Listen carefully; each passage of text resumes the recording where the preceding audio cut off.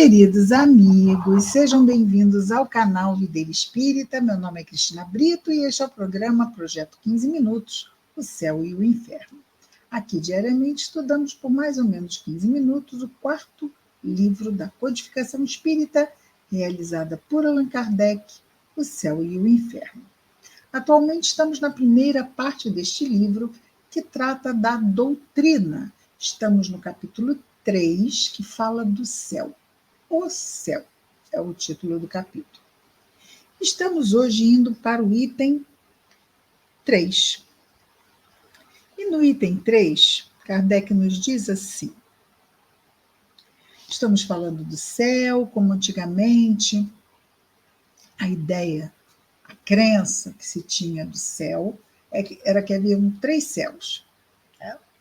O céu que vemos no horizonte, o céu espaço, e acima desse espaço, onde ficam os planetas e tudo mais, as estrelas que vemos no céu, tinha, dentro dessa visão, não é, o outro céu, o céu onde a habitação da divindade, dos espíritos eleitos, não é, dos anjos. Então, esse local acima. Então, a Terra era o centro do universo, em volta da Terra havia o espaço, né? Tinha o primeiro céu aqui, que envolvia a Terra, depois o espaço, e em volta do espaço, a habitação de Deus e dos eleitos. E Deus, então, ficava não no centro da criação, emitindo seu poder. Não, ele ficava lá, na extremidade, em volta. Então, vejamos. A ciência, item 3, com a sua irretocável lógica dos fatos e da observação, levou sua luz até a profundeza do espaço, ou seja, vieram os telescópios, e aqui estamos em 1865, quase 100 anos antes da chegada do homem à Lua, que foi em 1969.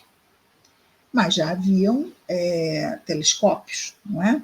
Já se conhecia mais o céu, o espaço, do que se conhecia séculos antes. Então, a ciência passou a levar a sua luz, ou seja, a sua visão de observação científica, para a profundeza do espaço e mostrou a nulidade dessas teorias anteriores, que falamos anteriormente aqui, do item 1 e 2. A Terra não é mais o eixo do universo, ou seja, o centro, mas um dos menores astros rolando na imensidade. O próprio Sol não é senão o centro de um turbilhão planetário, o Sistema Solar. As estrelas são inumeráveis sóis ao redor dos quais circulam mundos inumeráveis, separados por distâncias dificilmente acessíveis pelo pensamento, embora nos pareçam tão próximas umas das outras quando olhamos no céu. Nesse conjunto, regido por leis eternas, sim, todo o universo, toda a criação é regida por Deus, pelas suas leis perfeitas e, por isso, eternas, como Deus.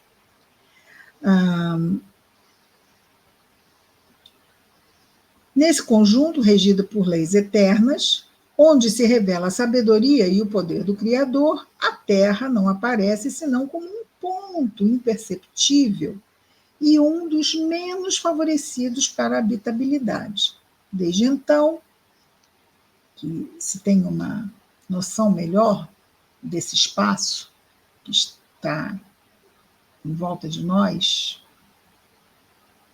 numa distância ao infinito, pergunta-se por que Deus teria feito da Terra a única sede da vida e aí teria relegado suas criaturas prediletas. Com tantos e tantos planetas, só a Terra é que tem vida.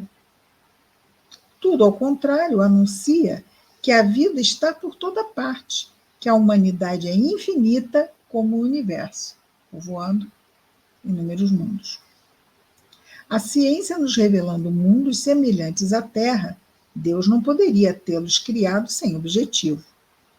Deve tê-los povoado de seres capazes de governar esses mundos. Item 4. Diz-nos Kardec. As ideias do homem estão em razão do que ele sabe. Quem sabe menos tem ideias menos complexas, mais simples. Quem sabe mais pode ter ideias mais complexas, menos simples. Então, as ideias do homem, o homem é o espírito encarnado, não é? Estão em razão do que ele sabe. Como todas as descobertas importantes, a descoberta da constituição dos mundos dá ao homem um outro curso para a amplitude da sua visão, não é? Sob o império desses novos conhecimentos, as crenças se modificaram. O céu foi deslocado. Não é mais aquele céu, porque o céu ficava acima do espaço, lembram? Primeiro tinha um círculo do espaço, e acima tinha o céu da divindade. Mas e agora que o espaço se estende ao infinito? O céu foi deslocado. A região das estrelas, sendo sem limites, infinita, não pode mais servir para ele. Onde está? Diante dessa pergunta, todas as religiões permanecem mudas. Para onde foi o céu em que Deus habita? O Espiritismo veio resolver esta pergunta, demonstrando a verdadeira destinação do homem, que é a perfeição, não é? A natureza deste último, natureza do homem, e os atributos de Deus. O Espiritismo veio falar sobre isso. O primeiro princípio da doutrina espírita é a existência de Deus. O segundo princípio da doutrina espírita é a existência do espírito e a sobrevivência deste à morte do corpo físico. A natureza do homem e os atributos de Deus sendo tomados do ponto de partida, ou seja, Deus o Criador e temos a criação. Deus cria. O que Deus cria? Espírito e matéria. Princípio material, princípio espiritual, que evoluem primeiramente na evolução anímica. Chega-se num determinado ponto, cria-se o espírito, Deus cria o espírito, simples e ignorante. E a partir daí começa a evolução moral, onde o espírito vai de simples e ignorante a espírito perfeito. Isto leva quanto tempo? Infinidades. Eternidades. Para termos uma ideia de imensidade de tempo. Então, a natureza do homem e os atributos de Deus sendo tomados do ponto de partida, que é da criação, não é? Chega-se à conclusão. Quer dizer, que partindo do conhecido, se chega ao desconhecido, por uma dedução lógica, sem falar das observações diretas que o Espiritismo faculta.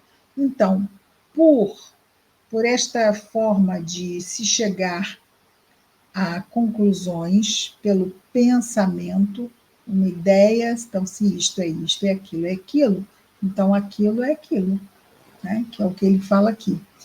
Sai do conhecido, se o conhecido, então isto é isso, então o que eu não conheço, visto aqui, aí é a conclusão que se chama de dedução lógica.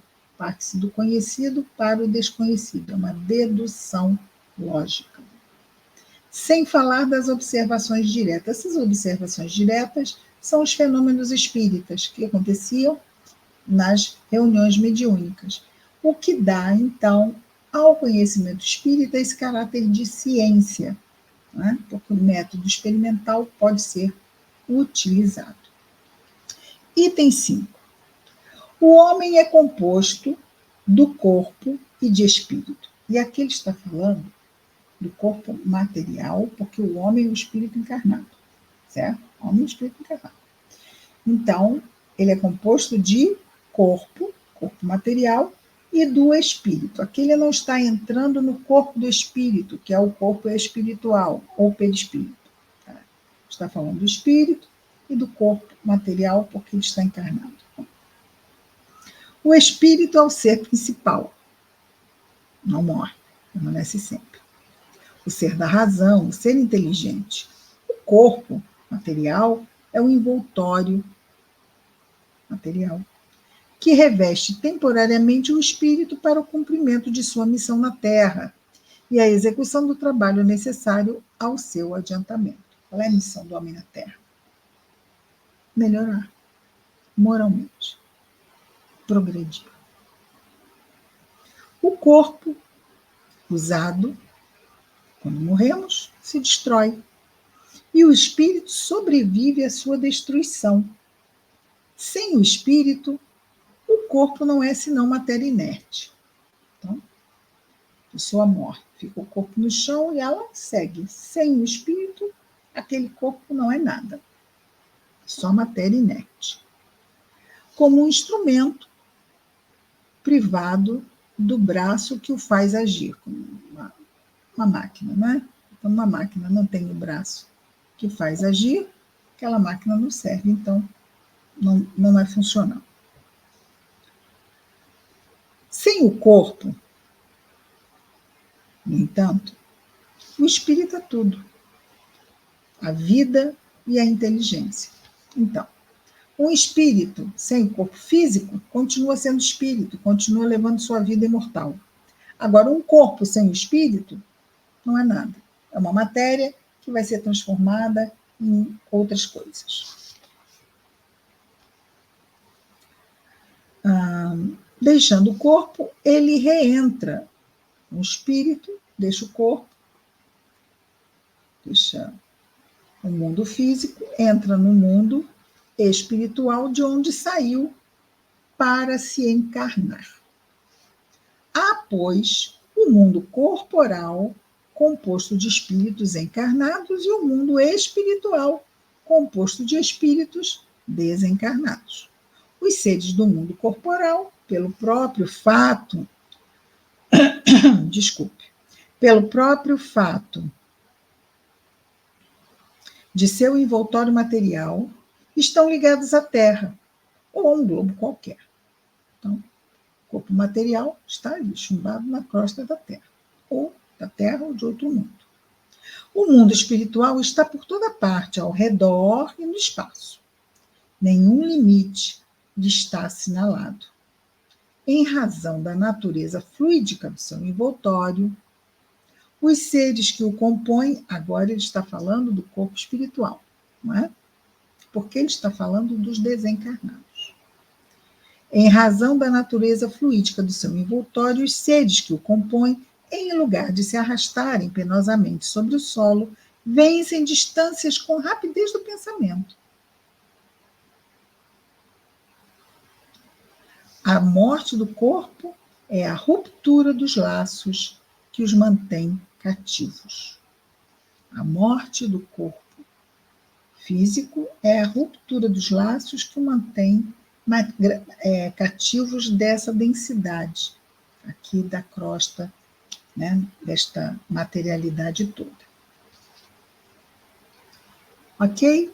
Só que nós não vamos adiante, não vamos entrar no 6 hoje, vamos ficar aqui no 5. Ok? Amanhã continuaremos aqui com o nosso projeto 15 minutos, o céu e o inferno. Se tivermos alguma dúvida, escrevam no chat. Eu respondo a todas. No chat do YouTube. Às vezes eu não vou, é difícil ser avisada do lado que acontece eu posto lá no Facebook, mas nem sempre eu vejo tudo. Então, eu me comprometo a responder todo mundo que escrever aqui no chat do YouTube. E me esforçarei para responder os do Facebook, ok? E claro, também vejo os do Instagram. É isso, amigos. Amanhã estaremos de volta. Projeto 15 Minutos, o Céu e o Inferno. Até lá. Muita paz a todos.